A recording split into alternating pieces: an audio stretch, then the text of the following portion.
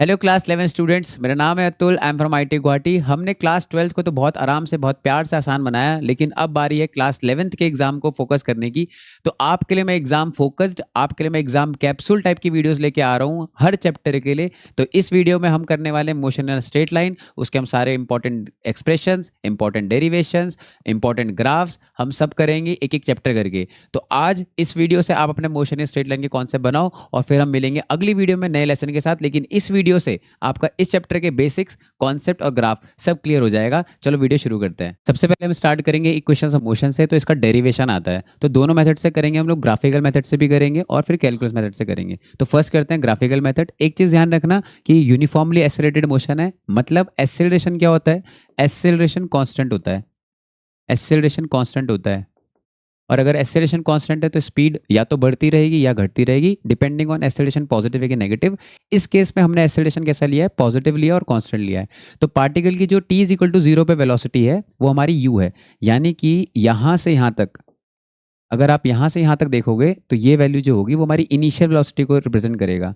जब t is equal to 0 हो रहा था तो पार्टिकल की इनिशियल वेलोसिटी u थी, तो फिर इतनी वैल्यू u है। और फाइनली ये वैल्यू कितनी हो जाएगी? फाइनली ये वैल्यू v हो जाएगी। मतलब अगर हम ग्राफ में इस वैल्यू को प्लॉट करेंगे यहाँ से यहाँ तक, तो ये वाली जो वैल्यू होगी हमारी, ये वाली जो वैल्यू होगी, ये वाली हमारी वैल्यू होगी final velocity.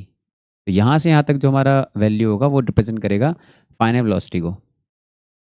For example, particle की इनिशियल वेलोसिटी 5 मीटर पर सेकंड, तो ये 5 होगी वैल्यू, और फाइनली होगी 10, तो ये टोटल कितना होगा? 10। तो इस तरीके से वेलोसिटी चेंज हो गई। और पार्टिकल ने ये सब करा कितने टाइम में? टी टाइम में। तो टी टाइम में पार्टिकल ने अपनी वेलोसिटी इतनी गेन कर ली। तो वही बात मैंने यहाँ पे लिखी है, suppose a particle starts at t is equal to 0। T is equal to उसने स्टार्ट किया, पर टी इज इक्वल टू 0 पे उसकी वेलोसिटी कितनी थी? u थी। With initial velocity u, after T time its velocity becomes v। तो उसकी वेलोसिटी कितनी हो गई? v हो गई। और कितना टाइम लिया इसमें? टी टाइम लिया। अब देखो, सबसे पहली इक्वेशन जो होती है, जो हमें प्रूफ करना है, तो पहला हम प्रूफ करेंगे first proof of first equation motion हमारी होती है v is equal to u plus a t. हम इसको प्रूफ करेंगे, सबसे पहले इसको प्रूफ करते हैं। तो ये हमारा इसका प्रूफ करते हैं। तो देखो इसका प्रूफ कैसे करेंगे, यहाँ से हम इसको ऐसे स्टार्ट कर सकते हैं कि देखो डेफिनेशन से स्टार्ट करेंगे। बिल्कुल, जो एक्सेलरेशन होता है, वो हमारा स्लोप होता है, ये हमारा स्लोप होता है वेलोसिटी टाइम ग्राफ का। मतलब टाइम के रिस्पेक्ट में वेलोसिटी कितने रेट से चेंज हो रही है, इसको बोलते हैं स्लोप। और स्लोप निकालने का तरीका होता है, बस ये आप एंगल देख लो थीटा, और आप टेन थीटा निकाल लो। मतलब अगर मैं इस पॉइंट को बोल दूं ए, इसको बोल दूं बी, इसको बोल दूं सी, और इस पॉइंट को मैं बोल दूं डी, तो हमारा जो टेन थीटा होगा वो रिप्रेजेंट करेगा एक्सेलरेशन को। ए हमारा होगा टेन थीटा के बराबर। क्यों? क्योंकि ये ग्राफ किसका है? वेलोसिटी और टाइम का ग्राफ है। ध्यान रखना, ग्राफ वेलोसिटी टाइम में बनाना है। तो टेन थीटा कैसे निकल जाएगा? टेन थीटा होता है परपेंडिकुलर अपॉन बेस। तो देखो इस राइट एंगल ट्रायंगल में, ये हमारा राइट एंगल ट्रायंगल है। कौन सा राइट एंगल ट्रायंगल है? ये एबीसी में। तो आपको पता होना चाहिए परपेंडिकुलर, तो ये आपका परपेंडिकुलर है, ये आपका परपेंडिकुलर है, और ये आपका बेस है। तो परपेंडिकुलर कितना हो जाएगा? तो देखो ध्यान से, ये वाली हाइट चाहिए हमें, तो ये टोटल हाइट कितनी है? फाइनल वेलोसिटी v, और ये कितना है? u। तो v में से u को माइनस कर दो, तो जो bc की लेंथ है वो हमारी v माइनस यू, और जो AC की लेंथ है वो किसकी है? OD के बराबर। और ये हमारा टाइम इंटरवल कितना है? T time. यानी कि ये लेंथ कितनी होगी हमारी? टी, स्मॉल टी के बराबर। तो इसीलिए टेन थीटा हो जाएगा आपका परपेंडिकुलर अपॉन बेस, मतलब BC अपॉन AC। लेकिन हम क्या बोल सकते हैं एक्सेलरेशन की वैल्यू? BC की वैल्यू कितनी है? v minus you. तो आप यहाँ लिखना v माइनस यू, और नीचे आ जाएगा टाइम इंटरवल मतलब t, तो यहाँ पे t लिख देना। अभी देखो यहाँ पे क्रॉस मल्टीप्लाई करोगे आप, यहाँ पे क्रॉस मल्टीप्लाई करोगे तो t इधर चला जाएगा, तो ये आ जाएगा a t is equal to v minus u. अब u इधर चला जाएगा तो v इज इक्वल टू कितना आ जाएगा? u plus a T. और इस तरीके से फिर हम इसको क्या कर लेंगे? ईजिली प्रूफ कर देंगे। तो बहुत आसान तरीका होता है ग्राफिकल मेथड, लेकिन फिर भी एग्जाम में पूछा जाता है। अब हम करते हैं हमारा नेक्स्ट। तो अब हम प्रूफ करते हैं सेकंड इक्वेशन। तो हमारी सेकंड इक्वेशन जो मोशन होती है वो होती है s is equal to u T plus half a t square, जिसमें हमारा स्मॉल s क्या होता है? डिस्प्लेसमेंट होता है, u हमारी इनिशियल वेलोसिटी है ना, t हमारा टाइम है, a हमारा एक्सेलरेशन है। इस हिसाब से हमारी इक्वेशन ऑफ मोशन ऐसी दिखती है। अब हम क्या करेंगे? देखो अब आपको डेफिनेशन पता होनी चाहिए, तो इसका प्रूफ करने के लिए पहले आपको पता होना चाहिए डेफिनेशन। तो डिस्प्लेसमेंट जो होता है डिस्प्लेसमेंट जो होता है वो आपको निकलता है वेलोसिटी टाइम के एरिया से निकलता है। तो आप इसको यहाँ पे लिखोगे area under the VT graph, area under the VT graph. ये अभी हम समझेंगे ग्राफ, हमें तभी समझ आएगा जब आप डिफरेंशिएशन और इंटीग्रेशन के एप्लीकेशन समझेंगे। तो इसके बाद हम करेंगे डिफरेंशिएशन और इंटीग्रेशन। तो एस इज इक्वल टू हो गया area under the VT graph, तो एस इज इक्वल टू हो जाएगा। अब आपको बस ये देखना है कि इस ग्राफ के नीचे कितना एरिया आ रहा है। तो देखो ये जो पूरा एरिया है, ये जो पूरा एरिया ये आपको निकालना पड़ेगा। और ये एरिया क्या बन रहा है हमारा, एक तो ये ट्रेपीजियम बन रहा है डायरेक्ट, आप ट्रेपीजियम यूज कर सकते हो। ये तो आप ऐसा बोल सकते हो कि एक तो हो गया ट्रायंगल, एक तो हो गया ट्रायंगल और दूसरा क्या हो गया, ये नीचे रेक्टेंगल हो गया। तो आप इस तरीके से बोल सकते हो। तो एक काम करते हैं, इसको हम ऐसे कर लेते हैं सिंपल, कि एक हो गया हमारा ट्रायंगल, एक हो गया हमारा रेक्टेंगल। तो आप ऐसा बोल सकते हो एरिया ऑफ वन जो कि एक ट्रायंगल है प्लस एरिया ऑफ टू। अगर हमने इन दोनों के एरिया को जोड़ दिया तो हमारा क्या आ जाएगा, ओवरऑल डिस्प्लेसमेंट आ जाएगा पार्टिकल ने t is equal to zero से t is equal to t तक कितना डिस्प्लेसमेंट किया। तो एस इज इक्वल टू, अब एरिया ऑफ ट्रायंगल क्या होता है, वो होता है half into base into height. तो ट्रायंगल ये हो गया, बेस हो गया ये, बेस की वैल्यू कितनी है स्मॉल टी, तो यहाँ पे आ जाएगा स्मॉल टी। और हाइट कितनी है इसकी, इस ट्रायंगल की, फिर से देखो वी माइनस यू, हाइट कितनी है v minus u, plus plus area of two कितना हो जाएगा, ये हमारा रेक्टेंगल है। तो रेक्टेंगल होता है भाई लेंथ इंटू ब्रेथ। तो देखो हमारा ये तो u है और ये कितना है t है, तो यहाँ पे सिंपली आ जाएगा ut। लेकिन अगर आप इक्वेशन मोशन को ध्यान से देखो, यहाँ पे हमारे s है, ut है, हाफ ए टी स्क्वायर है, लेकिन हमारे पास यहाँ पे v आ रहा है। तो इस v को एलिमिनेट करना पड़ेगा। और इस v को एलिमिनेट करने का तरीका क्या है, तो पिछली इक्वेशन में ही हमने प्रूफ किया था v is equal to u plus a t, ये हमने प्रूफ किया था। तो बस आप इसी बात को रिपीट कर दो, s इज इक्वल टू हो जाएगा हाफ, और v की जगह लिख दो u प्लस ए टी। इस v की जगह आया u प्लस ए टी, लेकिन माइनस यू पहले से था, माइनस यू पहले से था और एक t मल्टीप्लाई में था, तो मैंने यहाँ लिख दिया प्लस, ये आ गया ut। अब जैसे आप इसको खोलोगे तो ये देखो u से u कट जाएगा, तो ये वैल्यू कितनी आ रही है, s इज इक्वल टू, देखो ut को मैं इधर लिख रहा हूँ, प्लस 1/2 इधर से आ गया, ए टी यहाँ से आ गया, और इसमें t मल्टीप्लाई होगा जब, तो ए टी इंटू टी क्या हो जाएगा, एक t का स्क्वायर। तो इस हिसाब से हम इसको क्या कर सकते हैं, प्रूव कर सकते हैं। तो ये हमारी सेकंड इक्वेशन ऑफ मोशन का प्रूफ हो गया। तो बहुत सिंपल है, बस आपको एक चीज़ का ध्यान रखना है, क्या कि जो डिस्प्लेसमेंट होता है वो एरिया होता है वेलोसिटी टाइम का, एक्सेलरेशन एक्सेलरेशन स्लोप होता है, और डिस्प्लेसमेंट क्या होता है, वो area under the VT graph होता है। अब हम करते हैं हमारी थर्ड इक्वेशन ऑफ मोशन जो है हमारी, वो है v square is equal to u square plus two a s, v square equal to u square plus two s, हमें इसको प्रूफ करना है। तो अब हम क्या करेंगे, देखो इसको करने के भी दो तरीके हैं, दो तीन तरीके हैं। तो हम लोग सबसे सिंपल तरीका ले लेते हैं, या तो आप पिछली दो इक्वेशन को यूज़ करके निकाल सकते हो, या फिर अगर डायरेक्ट ग्राफ से निकालना है तो इस बार फिर से आप एस इज इक्वल टू वहीं से स्टार्ट करो कि area under the VT graph होता है, area under the VT graph ही होता है ये। लेकिन लेकिन बस इतना चेंज कर लो, इस बार एरिया ट्रेपीजियम से निकाल लेना, क्योंकि इस बार हमें वी को एलिमिनेट नहीं करना, वी की हमें ज़रूरत है, इसमें वी आता है। तो आप यहाँ पे बस लिखना एरिया जो इस ग्राफ के अंदर है, तो आप इस बार ये पूरा का पूरा ट्रेपीजियम जो बन रहा है ये ट्रेपीजियम ले लो, बस ये पूरा का पूरा ट्रेपीजियम ले लो। तो यहाँ पे आ जाएगा area of trapezium, area of trapezium, क्या नाम है ट्रेपीजियम का, O A B D, O A B D. तो एस इज इक्वल टू हो जाएगा, अब ट्रेपीजियम का जो फॉर्मूला होता है वो होता है हमारा half into sum of parallel sides, parallel side का सम ले लो और उसको मल्टीप्लाई कर दो इन पैरेलल साइड्स के बीच में डिस्टेंस, उसको आप हाइट भी बोलते हो, आप उसको हाइट भी बोलते हो। तो बस ये वैल्यू आप यहाँ पे रख दोगे, तो s is equal to half. अब पैरेलल साइड का सम कितना है, तो पैरेलल साइड कौन कौन सी है इसमें, तो देखो ओ ए और ये बी सी, बी डी, ये और ये पूरा, मतलब कौन कौन सी साइड है, ओ ए, एक तो ओ ए हो गया और दूसरा क्या हो गया बी डी, ये दोनों पैरेलल है, तो इन दोनों का सम लिख दो यहाँ पे, पहले लिख दो फिर वैल्यू डालेंगे बाद में आराम से।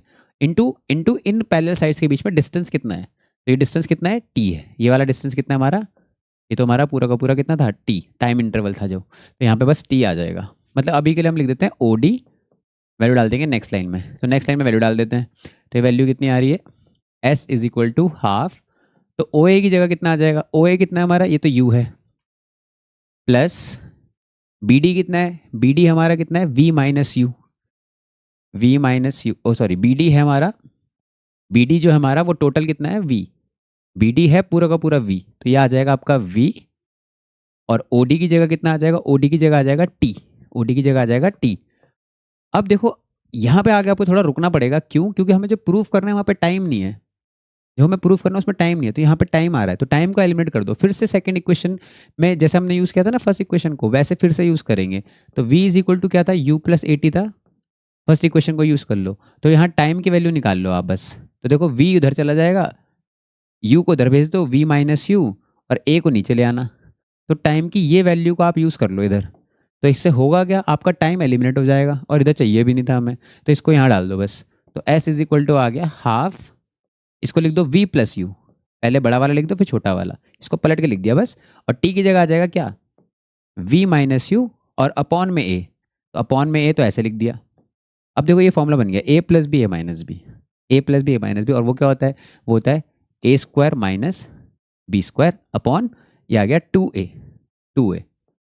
तो कुल मिला के कि यहाँ से हमारा क्या आ रहा है, देखो यहाँ से क्या आ रहा है, s is equal to this, है ना, तो यहाँ पे लिख देता हूँ मैं, s is equal to v square minus u square upon 2a, तो ये इधर चला जाएगा, तो ये आ गया 2as is equal to v square minus u square, और यू स्क्वायर इधर आ जाएगा, तो ये हो जाएगा we square equal to u square plus 2s, और ऐसे हमें प्रूफ करना होता है। तो ये हमारी तीनों इक्वेशन ऑफ मोशन क्या हो गई, प्रूफ हो गई। फिर से हम इक्वेशन मोशन प्रूफ करेंगे, लेकिन इस बार प्रूफ करेंगे कैलकुलस मेथड से। तो पहली क्वेश्चन थी v is equal to u plus a t, तो बिल्कुल डेफिनेशन चलना है। देखो वेलोसिटी होता है rate of change of displacement, जितने कम टाइम में ज़्यादा डिस्प्लेसमेंट होगा ज़्यादा वेलोसिटी होगी, मतलब टाइम के हिसाब से डिस्प्लेसमेंट में चेंज आएगा तो वेलोसिटी, और टाइम के हिसाब से अगर वेलोसिटी में चेंज आएगा तो एक्सेलरेशन बोलते हैं। तो आपको बिल्कुल यहाँ से स्टार्ट करना है, तो आपको एक्सेलरेशन दिखना है, तो आप इसका प्रूफ यहीं से स्टार्ट करोगे बिल्कुल, कि जो एक्सेलरेशन होता है वो rate of change of velocity होता है, और उसको हम कैसे लिखते हैं डिफरेंशियल फॉर्म में, dv अपॉन dt। इसका मतलब होता है rate of change of velocity with respect to time, dv over dt। बस आपको यहाँ पे क्या करना पड़ेगा, क्रॉस मल्टीप्लाई, क्योंकि हमें एक्चुअल वैल्यू चाहिए v की, तो आप यहाँ से dv निकाल लो, dv कितना आ रहा है भाई, a तो इतना होता है, dv कितना है, dv हो जाएगा a into D T, a into D T. अब फिर से ये तो हमने छोटे से इंटरवल में देखा, तो हम लोग क्या कर देंगे, दोनों तरफ इंटीग्रेशन कर देंगे, तो आप दोनों तरफ इंटीग्रेट कर दो। अब दोनों जब इंटीग्रेट करोगे तो आप लिमिट सपोर्ट करना नहीं भूलेंगे, जब भी इंटीग्रेट करते हैं फिजिक्स में आप इंटीग्रेशन करते हो कहाँ से कहाँ तक जा रहे हो आप। तो अगर आपको याद हो हम इनिशियल वेलोसिटी क्या यूज़ करते हैं, यू यूज़ करते हैं, तो हमारी इनिशियल वेलोसिटी यू थी, और आप यू से वी तक जा रहे थे, और आप फिर एक्सेलरेशन, तो यहाँ पे लिखा है डी टी, तो जो ये लिखा होता है इसकी लिमिट्स आती हैं, डी टी की लिमिट्स आएंगी। तो शुरू में टाइम कितना लेते हैं हम, 0 टाइम ले रहे थे, और टाइम इंटरवल कितना था, स्मॉल टी, तो ऐसे। तो डी वी का इंटीग्रेशन क्या होगा, डी वी का इंटीग्रेशन होता है वी, dv का इंटीग्रेशन होता है v, जैसे dx का इंटीग्रेशन क्या होता है, dx का इंटीग्रेशन, तो देखो यहाँ पे 1 लिखा हुआ है, 1 लिखा हुआ है, तो आप इसको ऐसे लिख सकते हो कि x की पावर 0, x की पावर 0 dx, और आप चाहो तो कैसे लिख सकते हो भाई, 0 प्लस 1 अपॉन 0 प्लस 1, ऐसे करते हैं इंटीग्रेशन। भाई x की पावर n का कितना होता है, इसका इंटीग्रेशन होता है x की power n plus 1 upon n plus 1, मतलब जो भी यहाँ पावर लिखी है उसको एक बढ़ा दो, और नीचे भी फिर वही लिख दो, ऐसे करते हैं। तो यहाँ पे dv है, तो dx का देखो कितना आ रहा है, x की पावर 0 मतलब 0 प्लस 1 मतलब x की पावर 1, और नीचे कितना आ गया 1 मतलब x, तो dx का x होता है, तो dt का कितना होगा, t होगा, dv का कितना होगा, v होगा। तो किसी भी सिंगल वेरिएबल का अगर आप कर रहे हो और सिर्फ वहाँ पे कुछ नहीं लिखा हुआ है, तो सिर्फ उतना ही हो जाएगा, जिस वेरिएबल के इस पे कर रहे हो उतना ही हो जाएगा। तो ऐसे करते हैं इंटीग्रेशन, अभी हम करेंगे इसको डिटेल में और, लेकिन यहाँ पे इंटीग्रेशन की ज़रूरत है तो हमें पता होना चाहिए, एक पावर बढ़ा दो और नीचे भी वही लिख दो, तो ऐसे हम यहाँ पे कर देंगे। तो यहाँ पे देखो v, इसका इंटीग्रेशन हो गया v, लेकिन यहाँ पे लिमिट्स पुट करनी है अभी, तो अभी नहीं करेंगे, तो बॉक्स लगाते हैं ऐसे, और इस वाली लोअर लिमिट को लिखते हैं यहाँ पे, अपर लिमिट को लिखते हैं यहाँ पे।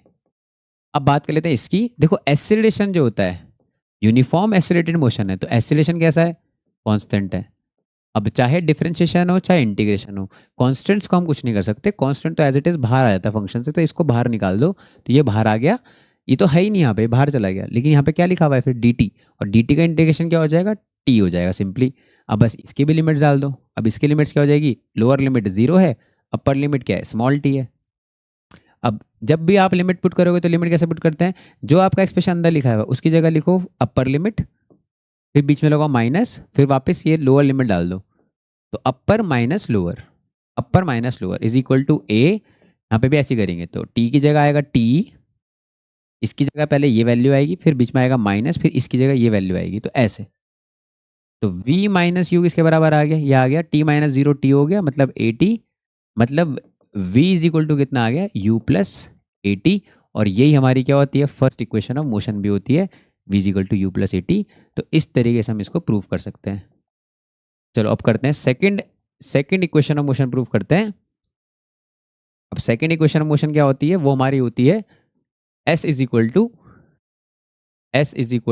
U T plus half a t square, s is equal to u T plus half a t square. इसको हमें प्रूव कर रहे हैं, ज़रा इसको बॉक्स में डाल देते हैं भाई। तो ये हमने इसको बॉक्स में डाल दिया और फिर हम इसको करते हैं प्रूफ। तो देखो इसको प्रूफ कैसे कर रहे हैं, जैसे हमने यहाँ से स्टार्ट किया था ना, acceleration d v upon d t होता है, सिमिलरली यहाँ पे भी स्टार्ट कर दो। एस इज इक्वल टू क्या होता है, ये d v upon d, v क्या होता है, वेलोसिटी क्या होता है, ये होता है d s upon d t. Velocity क्या होता है, d s upon d t, मतलब rate of change of displacement आपको क्या देता है, वेलोसिटी देता है। तो यानी कि डी एस निकाल लो, फिर यहाँ से डी एस कितना आ गया, वी डी टी। अब जैसे हमने ग्राफिकल मेथड में किया था कि वहाँ पे वेलोसिटी नहीं लिखा था, v का टर्म नहीं था, यहाँ पे v का टर्म नहीं है, तो v की जगह आप डाल दो फर्स्ट इक्वेशन मोशन की वैल्यू, वो क्या थी, v is equal to u plus a t होता है। तो इस v की जगह ये डाल दो, तो d s is equal to, एक तो आ जाएगा u, एक आ जाएगा u प्लस ए टी, और यहाँ पे आ जाएगा डी टी, और ये डी टी दोनों को दे दो, दोनों को। तो डी एस हो गया आपका u into D T plus a T D T. और अब जाके क्या कर दो, इंटीग्रेट कर दो, हर जगह जाके इंटीग्रेशन कर दो, ऐसे ऐसे ऐसे इंटीग्रेट कर दो और लिमिट्स लगा दो। लिमिट्स क्या होती है, पहले चलो इसकी बात कर ले। तो यहाँ तो टाइम की लिमिट्स आएंगी, टाइम की लिमिट्स तो सिंपल है, जीरो से टी, जीरो से टी। लेकिन वेलोसिटी ये क्या है, डिस्प्लेसमेंट, डिस्प्लेसमेंट की यूनिट क्या आएगी, तो आपने शुरू में कुछ नहीं चला था, डिस्प्लेसमेंट जीरो, फाइनली कितना हो रहा होगा, कुछ तो एस हो रहा होगा। तो डी एस का इंटीग्रेशन क्या हो जाएगा, एस हो जाएगा। और यहाँ पे क्या आएगा फिर, जीरो से s is equal to u d t करोगे आप, तो इनिशियल वेलोसिटी तो भैया कांस्टेंट है ना, इनिशियल वेलोसिटी आपका एक्सेलरेशन, ये दोनों चीज़ें कांस्टेंट है भाई। अगर पार्टिकल ने 5 मीटर पर सेकंड से स्टार्ट किया था, अब कभी भी उससे कोई पूछेगा कब स्टार्ट किया था भाई, कितनी वेलोसिटी से स्टार्ट किया था, तो क्या बोलेंगे 5 मीटर पर सेकंड से। तो इनिशियल वेलोसिटी हमेशा कांस्टेंट होती है, तो यू तो बाहर आ जाएगा। अब ये बाहर आ गया, अगर यू बाहर आ गया तो क्या बचा, डी टी, और डी टी का इंटीग्रेशन क्या होता है, सिर्फ टी होता है। तो यू तो बाहर आ गया था, बचा क्या, सिर्फ टी, और टी की लिमिट डालनी है जीरो से टी, प्लस फिर से एक्सेलरेशन बाहर आ जाएगा, इसको तो बाहर लिख दिया, लेकिन अब हमें करना है इसका इंटीग्रेशन टी डी टी का। अब टी की पावर कितनी है, 1 है, टी की पावर कितनी है, 1 है। तो यहाँ पे कैसे होगा, 1 प्लस 1, एक पावर बढ़ा दो, तो 1 की जगह क्या आ जाएगा, 1 प्लस 1, मतलब कितना आ जाएगा 2, और नीचे भी सेम नंबर लिख दो। ये हो गया इसका इंटीग्रेशन। और टी आपने जो इंटीग्रेट किया, इसकी जगह डाल दो जीरो से टी, जीरो से टी, और फिर यहाँ पे वैल्यू डाल दो बस।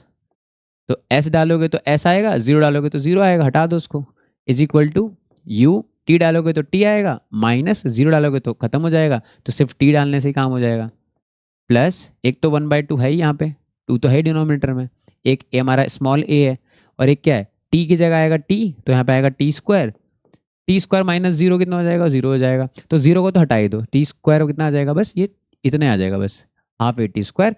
तो यही हो जाएगा इसका डेरिवेशन, सिंपल है बहुत। ये हमारा कैलकुलस मेथड से हो गया सेकंड इक्वेशन ऑफ मोशन। अब चलते हैं हमारी थर्ड इक्वेशन ऑफ मोशन पे। देखो थर्ड इक्वेशन ऑफ मोशन में बिल्कुल वैसे ही प्रूफ करनी है जैसे आपने फर्स्ट में यूज किया था। फर्स्ट इक्वेशन मोशन में आपने कहाँ से स्टार्ट किया था, a is equal to d v upon d t. बिल्कुल यहाँ पे भी ऐसे ही स्टार्ट करो, a is equal to d v upon d t, equal to d v upon d t. लेकिन यहाँ पे प्रॉब्लम क्या है ना, यहाँ पे टाइम नहीं है, यहाँ पे डी टी नहीं है, एक्सेलरेशन तो है लेकिन डी टी नहीं है, मतलब टाइम का कोफिशिएंट नहीं है। इसीलिए आप यहाँ पे क्या करोगे, एक एक्स्ट्रा चीज़ करनी पड़ेगी, बस आपको यहाँ पे आप डी एस से मल्टीप्लाई डिवाइड कर देना। ऐसा इसलिए करेंगे क्योंकि D s upon d T क्या बन जाएगा, आपका वेलोसिटी बन जाएगा, और वेलोसिटी यहाँ पे है, तो इसीलिए ये टर्म जो होगी वो ऐसे बन जाएगी। ये D s upon d T को आप लिख सकते हो वेलोसिटी, है ना। वेलोसिटी कितना होता है, ये होता है d s upon d T, rate of change of displacement. बचा क्या, ये बचा डी वी, और नीचे क्या आ गया डी एस, ऐसा बच जाएगा। देखो v के साथ डी वी, ये इसके साथ रहेगा, तो ये इसके साथ जाना चाहिए, तो इसलिए यहाँ पे पलट के लिख रहा हूँ बस मैं, वी डी वी जो हो जाएगा वो किसके बराबर हो जाएगा, ए इंटू डी एस। यहाँ पे आ जाएगा ए इंटू डी एस, अब फिर से क्या कर दो, इंटीग्रेशन कर दो। तो यहाँ इंटीग्रेट करोगे ऐसे, यहाँ इंटीग्रेट करोगे ऐसे और लिमिट्स लगा दोगे। अब जब लिमिट्स लगाओगे तो देखो ये क्या लिखा हुआ है dv, तो यहाँ वेलोसिटी की लिमिट जाएंगी। यहाँ क्या लिखा हुआ है ds, यहाँ s की लिमिट जाएंगी डिस्प्लेसमेंट की। तो dv की यूनिट क्या होगी, इनिशियल वेलोसिटी होती है u, फाइनल वेलोसिटी होती है कैपिटल स्मॉल v। ds क्या है, ये होता है शुरू में 0, फाइनल डिस्प्लेसमेंट कितना हो गया स्मॉल s, ये हो गई इसकी लिमिट्स। अब v का इंटीग्रेशन करोगे तो क्या आएगा, v पावर कितनी है 1, और 1 + 1 कितना होता है 2, तो 1 की जगह 1 बढ़ा दो तो कितना आ गया 2, नीचे भी वही नंबर लिख दो, सिंपल। और इसकी जगह लिमिट्स आ जाएंगी आपकी क्या, u से v is equal to acceleration, फिर से कांस्टेंट है भाई, यूनिफॉर्मली एसेलेरेटिंग मोशन है, एसेलेरेशन को कुछ नहीं करना है, कांस्टेंट है, बाहर आ गया, बचा ds। ds का इंटीग्रेशन क्या होता है s, लिमिट डाल दो 0 से s। अब देखो जब यहाँ पे v डालोगे, v की जगह v आएगा तो ये आएगा v²/2, माइनस जब v की जगह u डालोगे तो आएगा u²/2 इज इक्वल टू, यह आ जाएगा a इंटू s की जगह s आएगा, फिर आएगा -0, s में से 0 हो गया तो ऐसे ही बचेगा, बस ये आ गया। तो यहाँ से अगर आप देखो v² - u², देखो डिनोमिनेटर सेम है तो ये हो जाएगा 2, एक ही बात है, और 2 को उधर भेज दिया तो ये बन जाएगा v² - u² equal to 2s, 2 into s, 2 into s. तो v² की वैल्यू कितनी आ गई, u² + 2s। और ऐसे हम लोग डिराइव करते हैं तीनों इक्वेशंस ऑफ मोशंस को ग्राफिकल मेथड से, ग्राफिकल मेथड से। बस एक एक्स्ट्रा फॉर्मूला आप लोग और याद रखो, आपसे कभी कभी ऐसा भी पूछता है कि nth में डिस्प्लेसमेंट, आपसे पूछता है कि displacement in nth second, nth second मतलब कि थर्ड सेकंड में कितना डिस्प्लेसमेंट करेगा, फोर्थ सेकंड में कितना करेगा, फिफ्थ में कितना करेगा, इसको हम बोलते हैं SNth, SNth। तो इसको निकालने का तरीका क्या है, इसको निकालने का तरीका क्या है, जैसे मान लो आपके पास ऐसे नंबर लाइन है ना, ये आपका हो गया टी, मैं आपको समझा देता हूँ फिर आपको फॉर्मूला याद रखना है, t = 1, t = 1, ये हो जाएगा t = 2, ये होगा t = 3।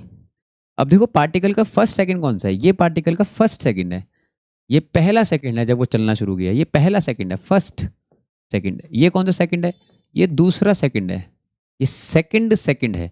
ये कौन सा सेकंड है, ये उसका थर्ड सेकंड है, ये उसका थर्ड सेकंड है। अगर आपसे पूछे कि बताओ मेरे को थर्ड में कितना चला, 3 सेकंड तक नहीं पूछे, देखो S3 का मतलब हो गया कि 3 सेकंड में कितना चला, S3 का मतलब क्या हो गया 3 सेकंड में कितना चला, लेकिन थर्ड का मतलब हो गया इस वाले में कितना चला।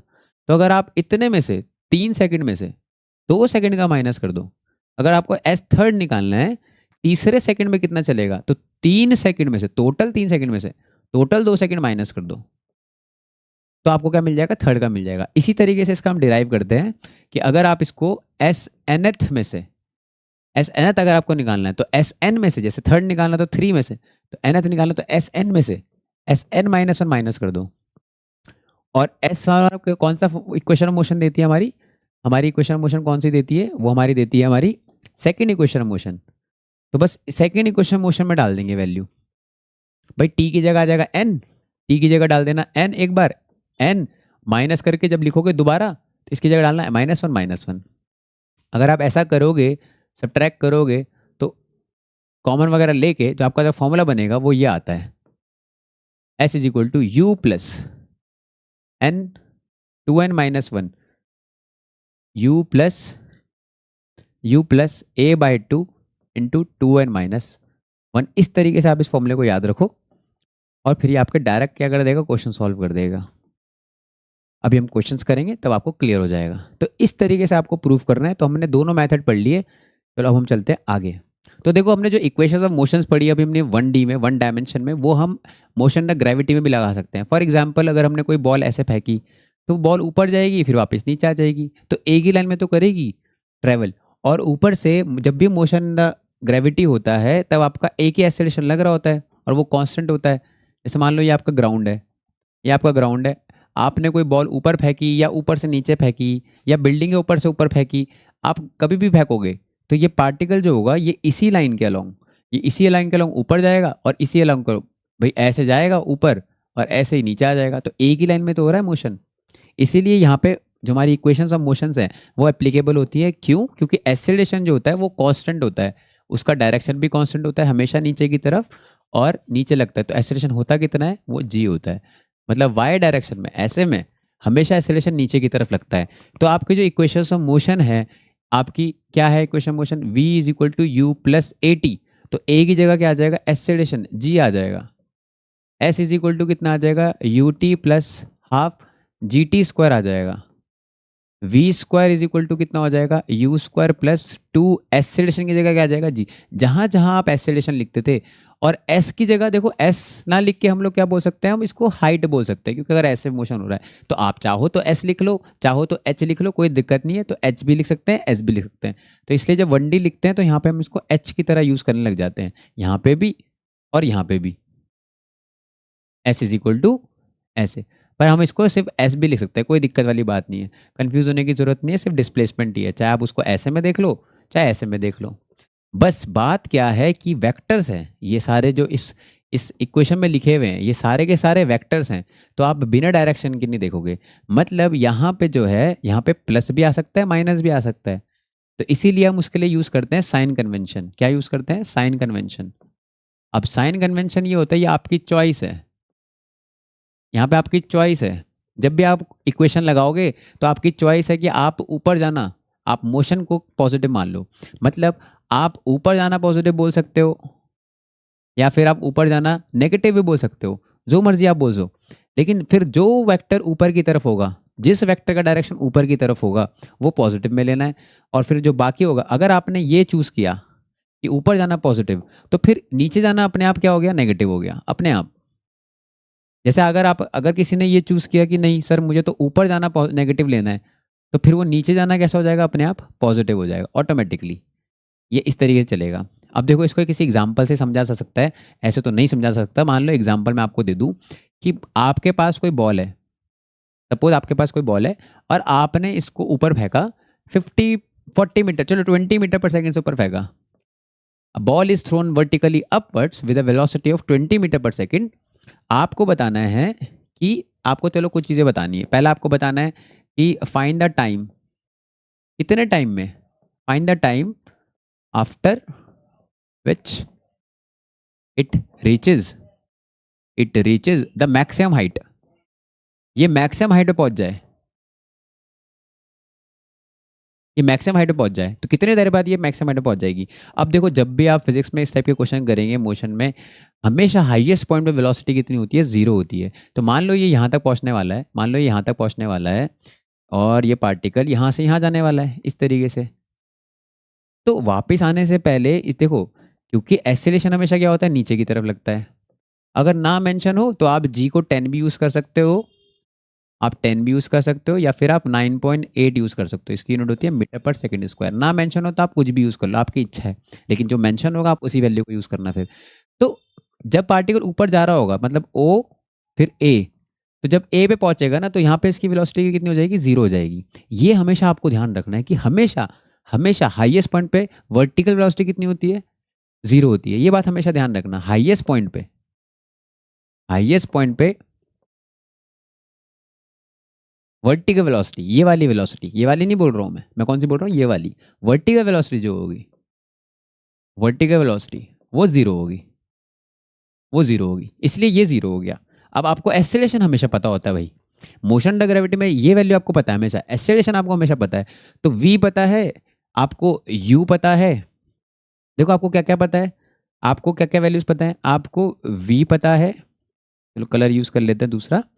आपको v पता है, जीरो है o से a तक, है ना। और ये भी मेंशन कर दिया करो कहाँ से कहाँ तक लगा रहे हो, ताकि आपको ध्यान रहे कि इनिशियल क्या है। तो आप o से a तक देख रहे हो, बस o से a तक।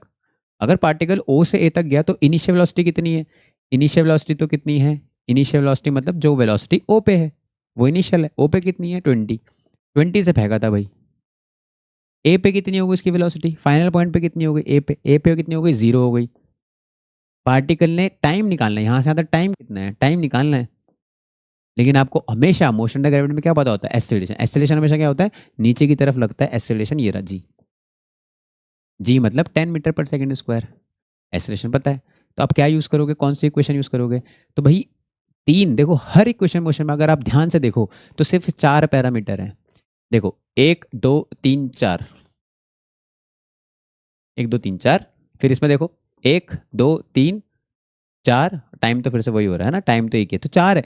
हर इक्वेशन में 4 है, मतलब आपको अगर 3 पता होंगे तो आप लगा सकते हो। तो यहाँ पे आप देखो, आपको 3 पता है, यू पता है, वी पता है, ए पता है। तो फिर कौन सा लगाएंगे? फर्स्ट वाला, क्योंकि टाइम इसी में है। तो आप फर्स्ट वाला लगा दो, v is equal to u plus a t लिख दो। लेकिन बस साइन कन्वेंशन यूज करना पड़ेगा। तो ऊपर जाना, मान लो ऊपर जाना पॉजिटिव बोल देते हैं। क्या बोल देते हैं? ऊपर जाना कैसा हो गया? पॉजिटिव। टाइम को छोड़ के सारे वेक्टर्स हैं इसमें, इन सब में टाइम को छोड़ के सारे वेक्टर्स, तो ऊपर जाना पॉजिटिव हो गया। तो v कैसा आएगा? प्लस के साथ। ये तो जीरो है तो कोई दिक्कत नहीं है। u कैसा आएगा? प्लस के साथ। u कैसा आएगा? प्लस के साथ। लेकिन a कहाँ जग रहा है? एक्सीलरेशन कहाँ है? नीचे की तरफ, इसलिए ये कैसा आएगा?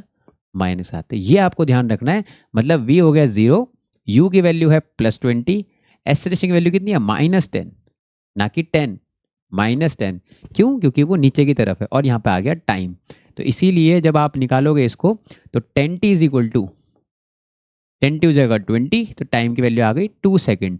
मतलब 10 सेकेंड के बाद, sorry, t is equal to 2 second, 2 second के बाद पार्टिकल यहाँ पहुँच जाएगा। अगर आपसे पूछता नहीं नहीं पूरा बताओ वापस कब तक आएगा, तो 2 सेकेंड ऊपर जाने के, 2 सेकेंड नीचे आने के, तो 4 सेकेंड लगेगा टोटल जर्नी में। मान लो आपसे इसी सवाल में पूछता कि नहीं, आप मुझे हाइट बताओ। भाई आपने पार्टिकल को फेंका था ओ पॉइंट से 20 मीटर पर सेकंड से, आप बताओ ये जो ए पॉइंट पे पहुंचा था ना, ये हाईएस्ट पॉइंट पे, ये हाइट कितनी है? अगर आपसे ये पूछता तो आप फिर से ऐसा बोलते कि भाई आपको ओ से ए तक जाना है, आपको यू तो पता है 20 मीटर पर सेकंड, है ना, कन्वेंशन हमने बोला हुआ ऊपर जाना पॉजिटिव है, एक्सेलरेशन हमें पता ही है वो 10 है, लेकिन आप ऊपर जाना पॉजिटिव बोल रहे हो और एक्सेलरेशन नीचे की तरफ लगता है ना, कितना लगता है? 10 मीटर पर सेकंड स्क्वायर, जिसको हम जी बोलते हैं। तो ये माइनस का है। ए पता है, यू पता है, वी पता है आपको 0 है, और एस पूछ रहा है आपसे। तो ऐसी कौन सी इक्वेशन मोशन है जिसमें यू आता हो, वी आता हो, ए आता हो, एस आता हो? तो आपको याद होगी तो आपको पता चल जाएगा कि मुझे ये यूज़ करनी है। तो सिंपली आप क्या करोगे? V square is equal to u square plus 2as, ऐसे यूज़ करो 2as की तरह। वी की जगह लिख दो 0, ऊपर जा रहा है, यू कितना ऊपर जा रहा है तो +20, तो 20 का स्क्वायर +2, एक्सीलरेशन कहाँ है? वो नीचे है, तो ये आएगा -10। और एस का मतलब क्या हो गया? डिस्प्लेसमेंट। जब पार्टिकल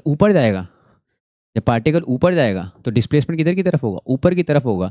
इसीलिए इसीलिए यहाँ पे क्या आएगा? एच आ जाएगा, लेकिन प्लस का ही आएगा। तो ये आ जाएगा 0 इज इक्वल टू 400 -20h। तो यहाँ से फिर h निकल जाएगा, ये इधर जाएगा, 20 नीचे आएगा, ये 20 का स्क्वायर लिखा है, तो हाइट आ जाएगी 20 मीटर। तो सॉल्व करके आ जाएगा। इस तरीके से हम लोग सॉल्व कर लेते हैं हमारे क्वेश्चंस मोशन अंडर ग्रेविटी के। देखो बच्चों, motion in a straight line में आपको ग्राफ पढ़ने बड़े इंपॉर्टेंट है। तो आपको अलग अलग सिचुएशन के हिसाब से अलग अलग ग्राफ बनाने आने चाहिए, और ये बहुत इंपॉर्टेंट है क्योंकि आगे भी बहुत काम आता है।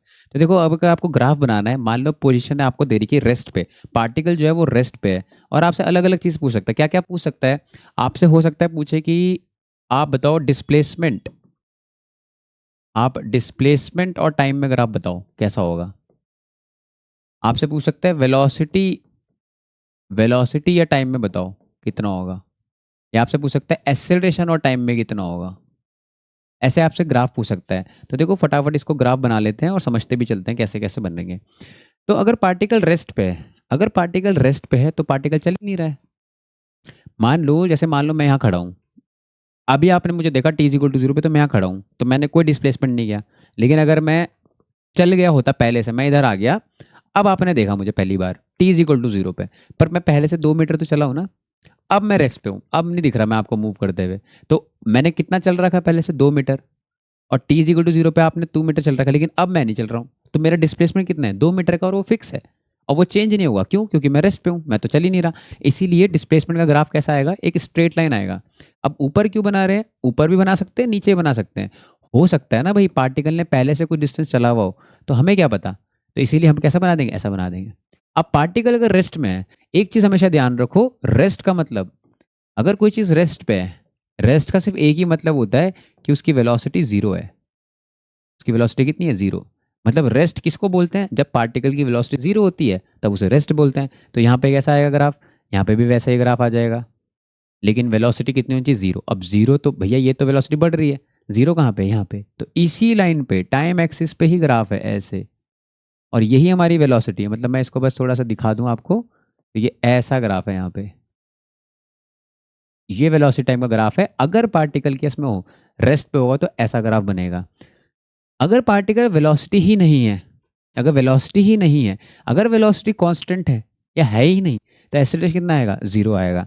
तो एक्सेलरेशन का ग्राफ भी कैसा ही दिखेगा? सेम दिखेगा, सेम बनेगा ग्राफ इसका भी ऐसा। एक्सेलरेशन भी कितना होगा? 0, जब वेलोसिटी चेंज ही नहीं हो रही है। इनफैक्ट 0 है, इनफैक्ट 0 है और चेंज भी नहीं हो रही है, तो एक्सेलरेशन का ग्राफ भी कैसा दिखेगा? ऐसा दिखेगा। तो रेस्ट पे होगा तो ये चीज़ें पूछ सकता है। और क्या पूछ सकता है? आपसे बोल सकते हैं नहीं, जो पार्टिकल है वो मोशन कर रहा है, और वो कैसा मोशन कर रहा है ये भी बता रखा, आपको बता रखा यूनिफॉर्म मोशन। अब यूनिफॉर्म मोशन का मतलब क्या हो गया? कि उसकी वेलोसिटी कांस्टेंट है। वेलोसिटी कांस्टेंट है। वेलोसिटी कांस्टेंट का मतलब क्या हो गया? वेलोसिटी का मतलब हो गया उसकी स्पीड भी कांस्टेंट है और उसका डायरेक्शन भी कांस्टेंट है। मतलब पार्टिकल अगर ऐसे जा रहा है, प्लस एक्स में जा रहा है, तो इधर को जाता रहेगा, है ना? अगर ऊपर जा रहा है तो ऊपर ही जाता रहेगा, चेंज नहीं हो रहा है। तो आपसे फिर से क्या क्या पूछ सकता है? फिर से आपसे पूछ सकता है कि डिस्प्लेसमेंट में बता दो। मैं डिस्प्लेसमेंट लिख रहा हूँ क्योंकि अगर मैं एस लिखूंगा तो एस, हम देखो एस जो होता है ना वो डिस्टेंस के लिए भी यूज़ होता है और डिस्प्लेसमेंट के लिए भी यूज़ होता है। इसलिए मैं पूरा पूरा लिख रहा हूँ कि डिस्प्लेसमेंट है कि, और यहाँ पे लिख दिया मैंने टाइम, फिर यहाँ पे वेलोसिटी टाइम, वेलोसिटी और टाइम में, और फिर एक्सेलरेशन और टाइम में। सिंपल। तो अब इसके लिए ग्राफ बना लेते हैं। तो ग्राफ कैसे कैसे आएंगे इनके लिए? तो सबसे पहले बात कर लेते हैं भाई, यूनिफॉर्म मोशन है, वेलोसिटी कांस्टेंट है, और अगर कोई चीज़ कांस्टेंट होती है, जैसे 5 मीटर पर सेकंड, 6 मीटर पर सेकंड, 10 मीटर पर सेकंड, ये कांस्टेंट स्पीड है। 40 किलोमीटर पर आवर, जैसे आप स्कूटी चलाते हो 30 किलोमीटर पर आवर पे, है ना? आप तो ज़्यादा तेजी चलाते होंगे, लेकिन स्पीड कांस्टेंट है। कांस्टेंट का मतलब हो गया स्ट्रेट लाइन, कांस्टेंट रहेगी भाई, चेंज नहीं होगी। तो इसीलिए इसका ग्राफ कैसा आएगा? वेलोसिटी टाइम का ग्राफ क्या आएगा? ऐसा आएगा, straight line parallel to time axis, ऐसा। अब अगर वेलोसिटी कांस्टेंट हो गई तो एक्सेलरेशन कितना हो गया? एक्सेलरेशन 0 ही रहेगा, एक्सेलरेशन 0 रहेगा। तो यूनिफॉर्म मोशन में एक्सेलरेशन है ही नहीं, तो एक्सेलरेशन का ग्राफ फिर से कैसा बनेगा? ऐसा ही बनेगा। तो ऐसा बनेगा। देखो अब कर लेते हैं डिस्प्लेसमेंट टाइम की बात। क्योंकि वेलोसिटी कांस्टेंट है, अगर स्पीड कांस्टेंट है ना, अगर एक्सेलरेशन नहीं है, एक्सेलरेशन नहीं है, या फिर आप ऐसा बोलो कि वेलोसिटी कांस्टेंट है। अगर वेलोसिटी कांस्टेंट है, इसका मतलब जो वेलोसिटी डिस्प्लेसमेंट टाइम का जो ग्राफ होगा, डिस्प्लेसमेंट मतलब हो गया एस, टाइम का मतलब हो गया टी, यानी कि इसका जो स्लोप होगा वो कांस्टेंट होगा। और स्लोप होता कैसा है? स्लोप होता कैसा है भाई? स्लोप कैसे निकलता है? किस चीज़ का स्लोप सेम रहता है? एक स्ट्रेट लाइन का स्लोप चेंज नहीं होता। तो आप यहाँ पे बना दोगे बस ऐसा ग्राफ, सिंपल, एक ऐसा ग्राफ बना दोगे। अब ऐसा ग्राफ का मतलब क्या है? ये स्लोप देखो, इसका स्लोप कैसा है? ये थीटा है। टेन थीटा कैसा है? टेन थीटा कैसा है? पॉजिटिव है। टेन थीटा पॉजिटिव है मतलब वेलोसिटी कैसी है? पॉजिटिव है, मतलब वेलोसिटी पॉजिटिव में कांस्टेंट है। बाई चांस आपको वेलोसिटी का ग्राफ ऐसा दिया होता कि वेलोसिटी का ऐसा ग्राफ है, नीचे की तरफ होता नेगेटिव, तो फिर आप डिस्प्लेसमेंट और टाइम का ग्राफ कैसा बनाते? यहाँ पे भी स्ट्रेट लाइन आता, लेकिन वेलोसिटी कैसी है? वेलोसिटी कैसी है? नेगेटिव है। वेलोसिटी कैसी है? नेगेटिव है। और वेलोसिटी डिस्प्लेसमेंट टाइम का स्लोप होता है, तो यहाँ पे स्लोप कैसा आना चाहिए? टेन थीटा की वैल्यू कैसे आनी चाहिए? नेगेटिव आनी चाहिए। और वो नेगेटिव कैसे आएगी? अगर आप कैसा बनाओगे? ऑप्ट्यूज एंगल बनाओगे, तो यहाँ पे इस तरह का ग्राफ दिखेगा आपको।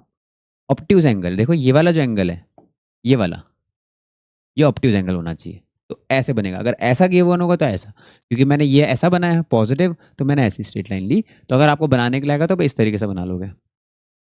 फिर आगे चलते हैं, हमारा यूनिफॉर्मली एसिलेटेड मोशन।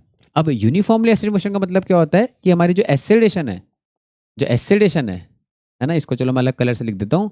जो हमारा एसिलेशन है वो हमारा कांस्टेंट है, एसिलेशन कांस्टेंट है। अब एसिलेशन कांस्टेंट हो गया, इसका मतलब वेलोसिटी भी चेंज होती रहेगी। तो सबसे पहले एसिलेशन और टाइम का बना देते हैं फिर, और फिर इससे इसका सोचेंगे, और फिर लास्ट में फिर डिस्प्लेसमेंट टाइम का सोचेंगे, एक एक करके। चलो पहले ही बनाते हैं इसका। मान लो आपको ये बनाना है एसिलेशन टाइम, तो एसिलेशन कैसा है? कांस्टेंट है। और मैंने लिखा है यूनिफॉर्मली, यूनिफॉर्मली एसिलेटेड, तो अभी के लिए मैं पॉजिटिव एसिलेशन ले रहा हूँ। एसिलेशन कैसा है? कांस्टेंट तो है ही, लेकिन पॉजिटिव है, मतलब आप एसिलेट कर रहे हो, आप स्पीड बढ़ाने की कोशिश कर रहे हो, ब्रेक नहीं मार रहे हो आप। तो वो उसको हम अलग से करेंगे, रिटार्डेड मोशन, ताकि आपको क्लियर रहे बिल्कुल। तो मान लो एसिलेशन पॉजिटिव और कांस्टेंट है, स्पीड बढ़ना चाहती है, तो मतलब कांस्टेंट कहाँ बनेगा? ऊपर बनेगा ऐसे, पॉजिटिव एसिलेशन। नेगेटिव होता है एसिलेशन तो नीचे बनाते हैं ऐसे, और कांस्टेंट है तो स्ट्रेट लाइन। तो इसका ग्राफ तो ऐसा दिखेगा, इसमें कोई दिक्कत नहीं होनी चाहिए।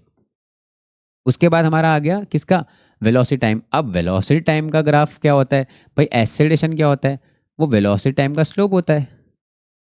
अगर आप इसका टेन थीटा निकालोगे, भाई एक्सेलरेशन क्या होता है, ये होता है स्लोप होता है, slope of VT graph, slope होता है। और एक्सेलरेशन कैसा है, एक्सेलरेशन तो कांस्टेंट है। तो किसका स्लोप कांस्टेंट होता है, एक स्ट्रेट लाइन का कांस्टेंट होता है स्लोप।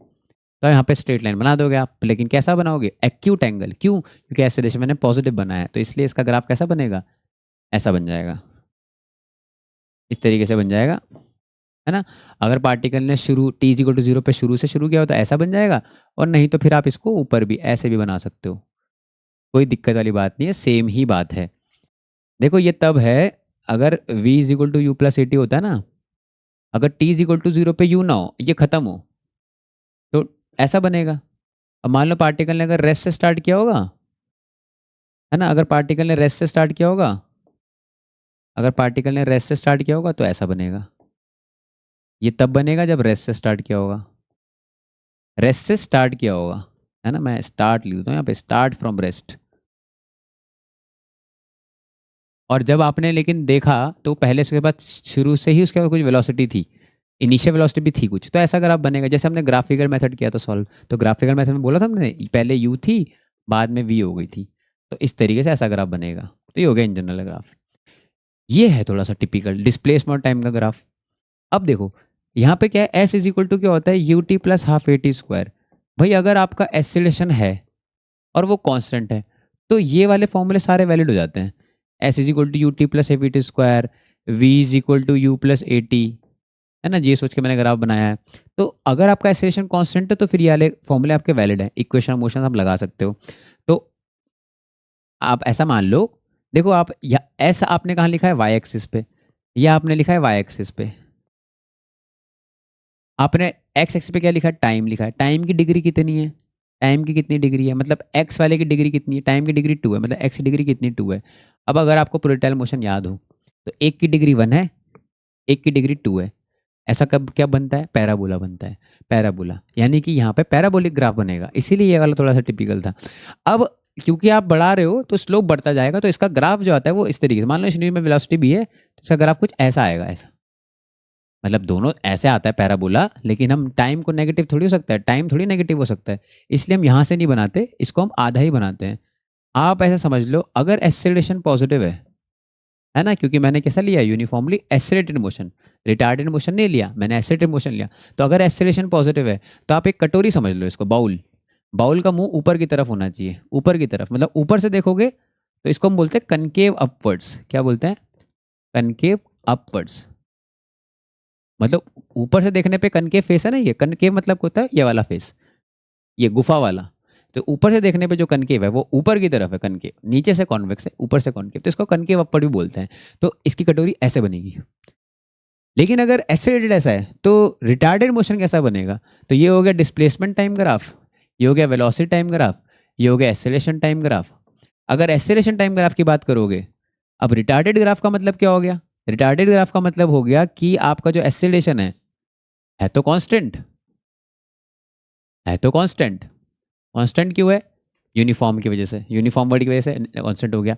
लेकिन है कैसा, रिटार्डेड का मतलब क्या हो गया, नेगेटिव है, मतलब ये एक्सीलरेशन वेलोसिटी कम करने का काम कर रहा है। अगर आप इसका ग्राफ देखोगे, इसका ग्राफ, वो एक्सीलरेशन कैसा होगा, होगा तो कांस्टेंट, होगा तो स्ट्रेट लाइन, लेकिन किधर को होगा, नीचे, नीचे, नेगेटिव है तो नीचे बनेगा, ऐसा, ऐसा ग्राफ बनेगा रिटार्डेड मोशन में। तो आपको अलग अलग केस में अगर ग्राफ बनाने के आएंगे तो आप ऐसा बना सकते हो। अब एक्सीलरेशन नेगेटिव हो गया, एक्सेलरेशन नेगेटिव हो गया। अब अगर एक्सेलरेशन नेगेटिव हो गया तो एक्सेलरेशन क्या होता है, वो इस ग्राफ का स्लोप होता है, वेलोसिटी टाइम ग्राफ का। अब स्लोप बनाना है लेकिन कैसा आना चाहिए, नेगेटिव आना चाहिए, क्योंकि रिटार्डेशन है। और नेगेटिव कैसे बनता है, अगर आप क्या बना दो, एक्यूट एंगल ना बनाओ, कैसा बनाओ, ऑप्ट्यूज एंगल होना चाहिए। तो इस तरीके से अगर आप बनाओगे तो आपका क्या बन गया, ऑप्ट्यूज एंगल है। देखो ये वाला एंगल, हमेशा पॉजिटिव एक्स के साथ एंगल देखते हैं, तो ये एंगल कैसा है, ऑप्ट्यूज है। इस तरीके से हम कर सकते हैं। फिर हमारा एस इक्वल टू, फिर से s is equal to u T plus half a t square, लेकिन इस बार हमारा जो एक्सेलरेशन है वो नेगेटिव वाला है, तो बस आपको जो कटोरी है वो उल्टी कर देनी है। पिछली बार हमने ऐसे बनाया था, इसी को पलट दो, पलट दो इसको, तो ऐसे कर दो, ऐसे करना है, लेकिन टाइम नेगेटिव हो नहीं सकता, तो बस यहाँ से ऐसे बना देंगे। इस तरीके से ये ग्राफ नीचे को आता रहेगा ऐसे। अब देखो इसका जो कनकेव वाला फेस है, कनकेव वाला फेस नीचे से कनकेव है ना ये, तो अब इसको क्या बोलेंगे, एसिड अगर नेगेटिव होगा तो कटोरी नीचे को होगी, मतलब इसको क्या बोलोगे आप, कनकेव, कनकेव डाउनवर्ड्स। तो ये मोशन इन स्ट्रेट लाइन की मेन मेन इंपॉर्टेंट बातें हो गई। अगर आपको इसके क्वेश्चंस भी चाहिए, इंपॉर्टेंट न्यूमेरिकल्स ये चैप्टर वाइज, तो मुझे फटाफट से वीडियो में कमेंट कर देना और मुझे बता देना ये वीडियो कैसा लगा, और मैं आपको सारे इंपॉर्टेंट क्वेश्चन 1 से लेकर 14 चैप्टर, जितने भी आपके सारे चैप्टर हैं, मैं सारे चैप्टर के आपके इंपॉर्टेंट डेरिवेशंस, इंपॉर्टेंट क्वेश्चंस आपको एग्जाम कैप्सूल दे दूंगा और आपका बढ़िया हो जाएगा exam. Thank you so much. मेरा नाम है Atul, I am from IIT Guwahati and you are on the sign physics channel. Welcome to my channel. See you on the next video.